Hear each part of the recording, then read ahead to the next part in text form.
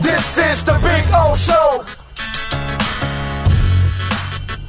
This is the Big O Show. Right, all right. There he is, ready to go. How you feeling, my man? You feeling good? I am feeling good. How are you? Very good. Can't complain. Just recovering now.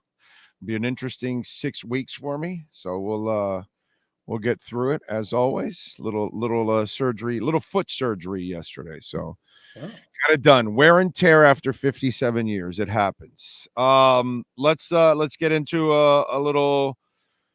First of all, Dolphins wise, what'd you think of the Anthony Weaver hire? I think it's a good hire. He's look, I think he's a coach who there's not only upside in the sense that he's a guy who has some experience, but also comes in and I think gives a fresh perspective to a unit that has had a lot of change over the last couple of years. And so I think it's about finding stability.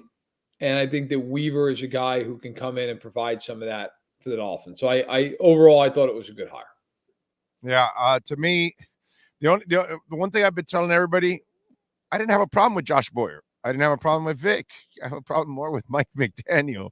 So something tells me that this Anthony Weaver thing is going to be just fine. Plus the move of hiring Joe Barry, who's been the defensive coordinator the last 3 years in Green Bay and in other places, to be the linebackers coach and run coordinator and sounding board, I think, for an Anthony Weaver. I thought that was actually, to me, that was the genius move out of all of it, because I love what Weaver brings and his potential and all that good stuff and where he comes from and all that.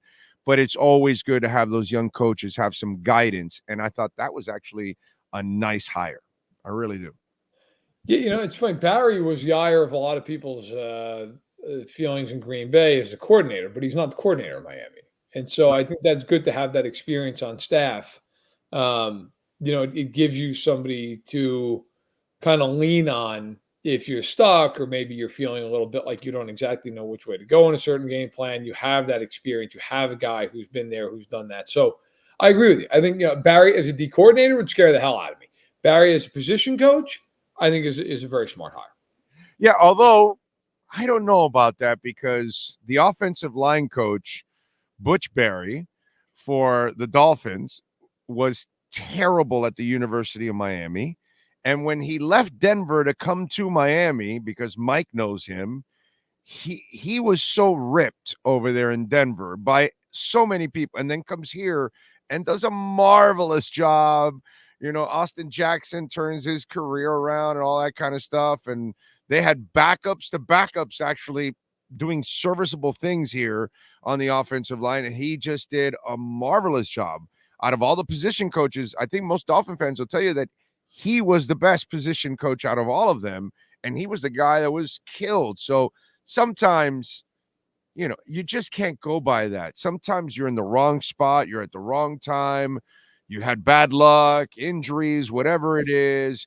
Maybe you also had politics that were getting in the way of you doing your job too. You've been inside this business for a while. You know what I'm talking about. Sometimes you're put in a position to fail as a player or as a coach or whatever. And it's just something that sometimes is out of your control, but the public doesn't know about it.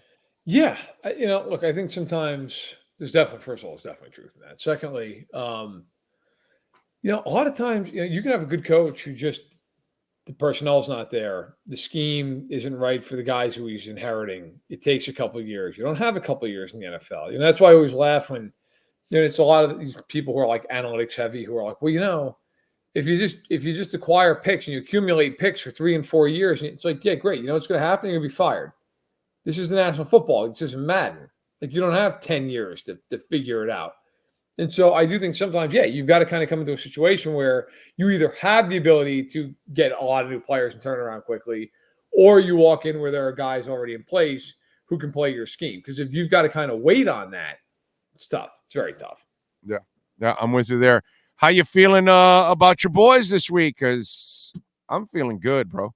I've already bet it twice. I bet it at 1.5, and I bet it at 2. I'm doing the same thing I did 2 weeks ago. You want to give me points? Let's go. I'm going to keep doubling my bet every time you add a half a point or a point. Thank you very much. That's the way I'm looking at it. I know San Fran's a hell of a team. I think KC right now is just the best player in the world, got the perfect balance, and has got the defense to stop San Francisco. So I'm going KC here, bro. How you feel?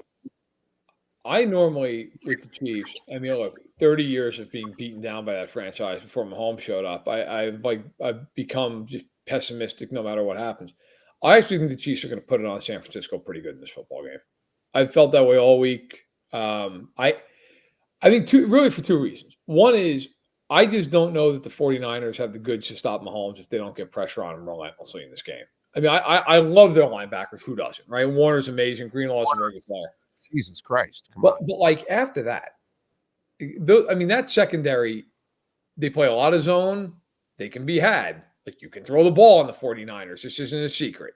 Right. When I look at them up front, this is not the team that got the Super Bowl a handful of years ago where you had Buckner inside and Armstead in his prime. You had D Ford and he was playing well. And you had Bosa who was unbelievable. I mean, Bosa still remains unbelievable. Chase Young has not been good this year.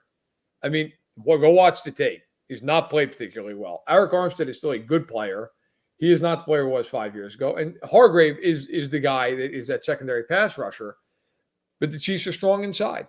So I look at the game and I think, look, if they double Bosa, they chip Bosa, it becomes very hard for the Niners, who do not blitz, to get a lot of pressure. And if Mahomes knows what you're doing, I don't care what you do, he's going to torch you. Like if he is able to sit back there and look at what he is expecting to see and throw that football, it's a problem. The other side of it is, I just think Spagnuolo against Purdy's a mismatch in the game. I do. I think he can confuse them. I think the Niners are going to try to counteract what they know is coming, which is going to be a ton of pressure by getting the ball out quickly. The Chiefs have two corners in McDuffie and Snead, who are two of the best tackling corners in the NFL. They each had 60 solo tackles this year. They are not afraid to climb up and make a play. They are very good in coverage. It is the strength of their defense. Most teams play the Niners with zone and they back up.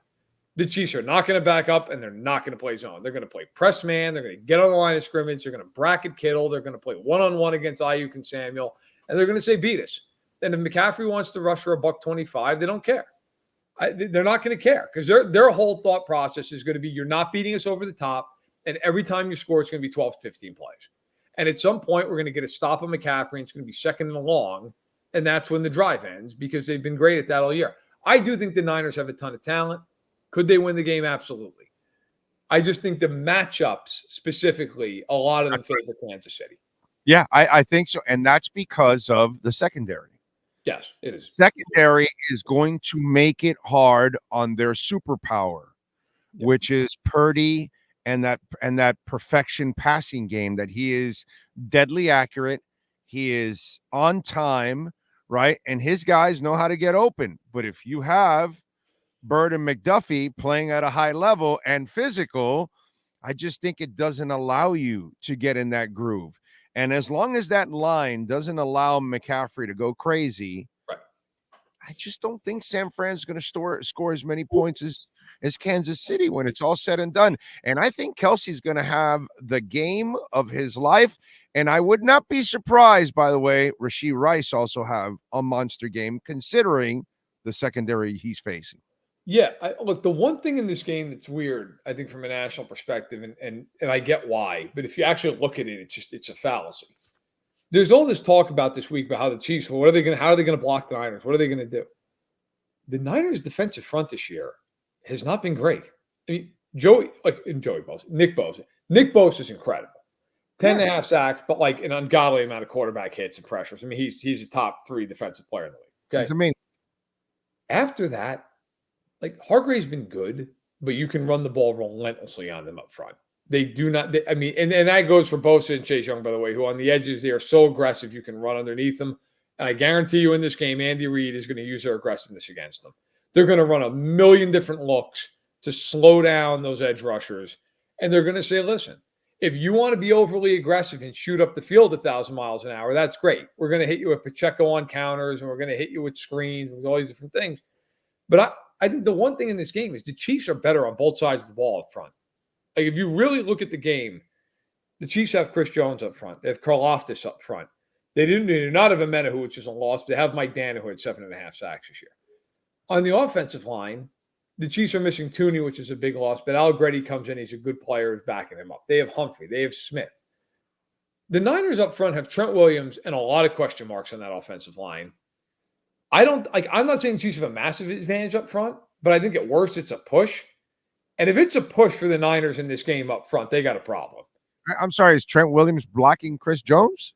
He's not blocking Chris Jones. Okay, so that's a major problem because I mean, this is special to block Chris Jones, okay? Because outside of Aaron Donald, there is nobody more nastier than Chris Jones. By the way, to back up your point, I just pulled it up. Nick Bosa has the 10.5 sacks. Nobody has more than 3.5 sacks after that. It's a problem for them. Like, Fred Walker has 2.5. Greenlaw has 1.5. Clennon Farrell, former Raider reject, has 3.5. And Kinlaw has 3.5. Like, you don't really have another sack artist. Nobody else. Hargrave has 7. Does he have 7? I don't see it. Where Hargrave has 7 and Armstead has 5. Oh, I saw. There it is. Yeah, Javon Hargraves does have 7. So Hargrave's the guy. Now, look, with the Chiefs, like, their interior offensive line is their strength. So I think they can handle, and again, it's matchups. Styles make fights in the NFL. I guarantee you what the Chiefs will do, and everybody listening to this, you watch it, you can remember this, burn it in your brain. They're going to walk linebackers up to the line of scrimmage because they are going to force the Niners to block Chris Jones one-on-one in this game. And they are going to say, here it comes, and they're going to line Jones up over everybody not named Trent Williams and just relentlessly go at him. Colton McKivitz is their right tackle. He has struggled this year. I guarantee you they are going to put Chris Jones on Colton McKivitz every third down. And they are going to sit there and they are going to walk guys up so that McKivitz doesn't have any help. And they're just going to go after him. And they're going to put Karlaftis on the same side.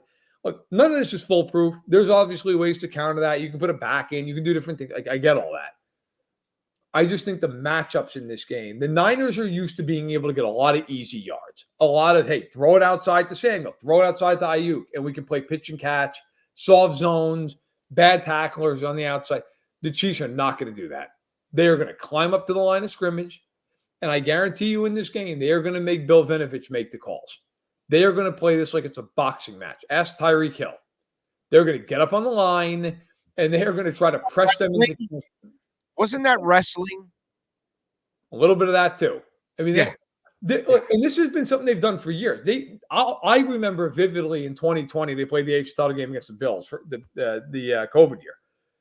Stephon Diggs went up against Bashaud Breeland, and Bashaud Breeland in that game, the first quarter took 3 penalties to the line of scrimmage, and the rest of the game, Diggs did nothing. It just became, look, call it every play. We don't care. And Belichick used to do that to the Chiefs when they had Hill and Belichick did that all the time. That's where they got it from. They will do that in this game. They will get up on the line and they will go after Ayuk and Debo, and they'll make them call. Remember when they picked up Browner also, because Browner was known for he was like a linebacker. It was like you call it. I mean, at some point, if you're an official, you're not going to call it on every play. You're not going to throw 15 flags in a call. Like, they are going to get up on the line and maul them and say, go ahead. Run a route, run your slant, try to get all you. If you want to run a timing pattern, you're going to have a problem. We're going to maul you at the line. The Niners are going to figure it out. Well, I would imagine the secret weapon this week, right, Matt, has got to be Kadarius Toney, right? After all those comments this week, Andy should be enthralled in love with the kid. And he's plugging him in as a starter this week, benching Rashee Rice, and he's going to throw to Kadarius about 82 times in this game, correct? I mean, Kadarius really is handling everything just beautifully. Yes, I'm sure that Kadarius Toney is going to be a huge X factor. I appreciated when asked if he was going to play. Andy Reid said, we'll see. I feel confident in breaking the news that Kadarius Toney is not playing this week. I've seen people oddly. You're not even on the team. No, looks like you're on the team, but you're not even part of the team anymore, bro. You may not even know that, but the rest of the world knows that no in Kansas City wants you anymore, Kadarius. They had a practice. Forgive me. I think it was last week. It all blends together at this point, where they were like doing like different route running and just a pass catching drill. And they're showing all these receivers running the same route, and then they like pan over and Kadarius Toney's just off to the side by himself. And I was like, yeah, that pretty much is it right there. It's the same thing. Like, well, Sky Moore, he's limited. Yeah, I got news. Sky Moore's not playing. Like there is no chance. And I've seen a handful of national people who are like me, should know this and should know better. I don't care if you're national or not. Like, well, they're going to need him on these jet sweeps. The Niners have been susceptible. Bro, let me tell you something right now. McCole Hardman's getting those jet sweeps. Okay. And I know Hardman fumbled twice in Buffalo. I get it. Dude, you go with people you trust. Hardman, here's a fun little fact. For anyone who wants to throw a prop bet out there, just to consider this. They played the Niners last year in San Francisco, regular season game. I believe it was late October. They won 44-23. They averaged 9.1 yards per attempt. McCole Hardman in that game had 3 touchdowns, 2 of them rushing.